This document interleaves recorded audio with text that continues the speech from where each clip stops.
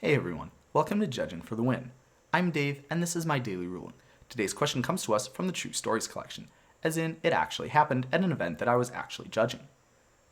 Amy controls Krark the Thumbless, and she plays a lightning bolt. Nick counters the lightning bolt. What happens with Krark the Thumbless' ability?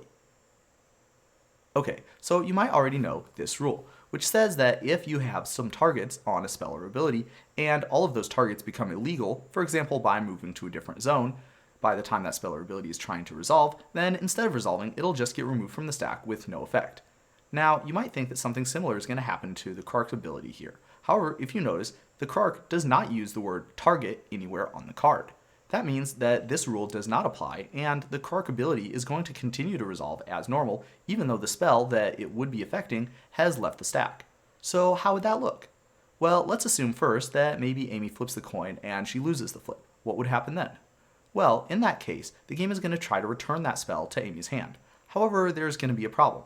Because the spell has moved to a different zone, it's a completely new object with no memory of its previous existence. Accordingly, the game will not be able to identify that the lightning bolt that's in Amy's graveyard is the same as the lightning bolt spell that she had cast. That means that nothing will happen in this case, and it will not be returned to her hand. Okay, so let's take a look now at what would happen if Amy were to win this flip. If Amy wins the flip, you might think that something similar is going to happen. I mean, how could you make a copy of a spell that's not even on the stack anymore? But it turns out that you can do it. As you can see here, if you need some information about an object, then you can still get that information even if the object isn't there anymore. The way the game does this is by looking at its last known information.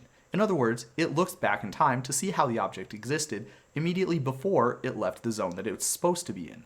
Accordingly, Amy will be able to copy Lightning Bolt, and it'll look exactly like the Lightning Bolt spell she had looked immediately before it got countered and left the stack. Pretty cool trick. And that is all I have for you today. How did you do?